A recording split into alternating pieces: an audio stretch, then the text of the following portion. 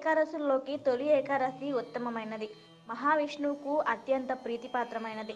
స్వామి అలంకార ప్రియుడు కనుక మహావిష్ణువుకు జాజిపూలతో అలంకారం చేసి శాంతాకారం భుజగశయనం పద్మనాభం అంటూ మహావిష్ణువును పూజించే ఈ ఏకాదశే తొలి ఏకాదశి. ఆషాఢ మాసాన వచ్చిన ఈ ఏకాదశికి ప్రత్యేకత ఉంది. ఈరోజు క్షీరాబ్దిలో మహావిష్ణువు శయనిస్తాడు కనుక ఈ ఏకాదశిని శయన ఏకాదశి అని సంభావిస్తారు. స్వామి యోగ నిద్రకు ఉపక్రమిస్తాడనే జనులందరూ జనార్దుని కోసం కటికోపాసం చేస్తారు కనుక నిర్జల ఏకాదశి అని, హరి దగ్గరే వాసం చేస్తారు కనుక హరివరాసరం అని శయన ఏకాదశిని వ్యవహరిస్తారు. ఉత్తర దిశగా ఉన్న సూర్యుడు నేటి నుంచి దక్షిణ వైపుకు వాలినట్లుగా కనిపిస్తాడు కనుక ప్రత్యక్ష నారాయణుని తరచే సూర్యుడు నేటి నుంచి పడుకున్నట్లుగా భావించి ఈ ఏకాదశిని శయన ఏకాదశి అని పిలవడానికి కారణంగా చెప్తారు. శయన ఏకాదశి ఉపవాస వివరాలను భవిష్యోత్తర పురాణం చెబుతుంది. ఏకాదశి వ్రత ప్రాధాన్యం ఏమిటో బ్రహ్మ వైవర్తన పురాణం చెప్తుంది.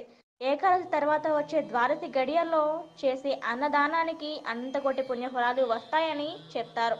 శ్రీకృష్ణ అవతారంలో తాను భక్తితో ఇచ్చే నీటినైనా సంతోషంతో స్వీకరిస్తాను అని చెప్పిన భగవానుని తలుచుకుని అత్యంత అనురాగంతో కూడిన భక్తితో మహావిష్ణువును సోపాయమానంగా అలంకరించి 11 ఒత్తులతో దీపారాధన చేస్తారు. హరికథలని చెప్పుకుంటూ హరితో నివాసం చేస్తూ ఉపవాసం చేసిన శ్రీవారికి ఇష్టమైన పేలపిండిని బెల్లంతో కలిపి నైవేద్యంగా అర్పిస్తారు.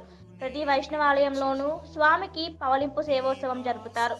గోముఖ భాగమందు వేదాలు, కొమ్ములందు హరిహరులు, నేత్రాలలో సూర్యచంద్రులు, జిహ్వనందు సరస్వతి, పూర్వ భాగంలో యముడు, పశ్చిమంలో అగ్ని, గోమయంలో లక్ష్మి, అదుపులో ప్రజాపతి, ఇలా గోదేహమంతా సర్వదేవతలు, సర్వతీర్థాలు, సర్వదేవతా నివాస స్థానమైన గోవును కూడా ఈ ఏకాదశిన పూజిస్తారు. అధర్వణ వేదం, బ్రహ్మాండ, పద్మపురాణం, మహాభారతం కూడా గో విశిష్టతను తెలుపుతాయి. గోశాలను శుభ్రం చేసి ముత్యాల ముగ్గులు తీర్చి మధ్యలో 33 పద్మాల ముగ్గులు వేసి శ్రీ మహాలక్ష్మి సమేత శ్రీ మహావిష్ణువు ప్రతిమను ఆ పద్మాలపై పెట్టి శాస్త్రోక్తంగా పూజ చేస్తారు. పద్మానికి ఒక అప్పడం చొప్పున వాయనాలు, దక్షిణ తాంబూలాలను ఇస్తారు.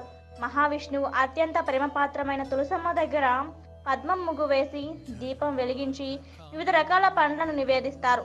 ఏకాదశి వ్రతాన్ని రుగ్మాంగదుడు, అంబరీషుడు కూడా పాటించారు. వాళ్ళు పాటించడమే కాక వారి రాజ్యాల్లోని జనులందరి చేత ఏకాదశి వ్రతాన్ని పాటించేలా చేశారు. ఏకాదశి వ్రతం చేసే వారి ఎదల సదా మహావిష్ణువు తోడుగా ఉంటాడు. సతీ సక్కుబాయి ఈ తొలి ఏకాదశి వ్రతం చేసి భగవానుని అనుగ్రహం పొందిందని పండరీపురంలో తొలి ఏకాదశి నాడు మహోత్సవాలు జరుపుతారు. బంధుమిత్రులందరూ కలిసి సాయంత్రం పూట సామూహిక విష్ణు సహస్రనామావళిని పఠిస్తారు. హరిభజన చేస్తారు. చాతుర్మాస వ్రతానికి ఆరంభం ఈ రోజు. దీని గురించి బ్రహ్మ వైవర్తన పురాణం వివరిస్తుంది. ఈ రోజున పిప్పళ్ళ వృక్షాన్ని ప్రదక్షిణ చేయడం కూడా మంచిదని అంటారు. చాతుర్మాస వ్రతాన్ని ఆచరించేవారు నిమ్మ పండ్లు, అలసందలు, ముల్లంగి, గుమ్మడికాయ, చెరుకుగడలు వర్ణించాలని అంటారు. మహావిష్ణువు 4 నెలల పాటు క్షీర సముద్రంలో శేషశయన పైన పవలిస్తాడని యతులు, సన్యాసులు మహావిష్ణువును కీర్తించడంలో తమ జీవిత కాలాన్ని వెచ్చిస్తుంటారు. దేశ సంచారులైన యతులు ఈ 4 నెలలు ఒక్కచోటనే ఉండి విష్ణు కీర్తనలు, చాతుర్మాస వ్రతాన్ని చేస్తుంటారు. బౌద్ధుల్లోనూ చాతుర్మాస వ్రతం ఉన్నట్లు తెలుస్తుంది. ఆంధ్రప్రదేశ్లో వ్యవసాయదారులు పండుగగా భావిస్తారు. కొత్త పాలేర్లను పనికి పెట్టుకుంటారు. పాలేర్లందరికీ కొత్త బట్టలు ఇచ్చి వారిని గౌరవిస్తారు.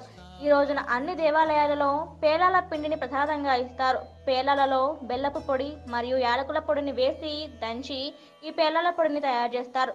గ్రీష్మ ఋతువు నుండి వర్ష ఋతువుకు మారుతున్న సమయం కనుక సహజంగా ఏర్పడే శారీరక రుగ్మతలకు ఈ పేలాల పిండి తీసుకునడం వలన మన శరీరంలో వ్యాధి నిరోధక శక్తి పెరుగుతుంది. ఈ పేలాల పిండిని మన పితృదేవతలను స్మరించుకుంటూ తీసుకొనడం వలన వారు సంతుష్టులై మనల్ని కాపాడుతారని పెద్దలు చెబుతారు.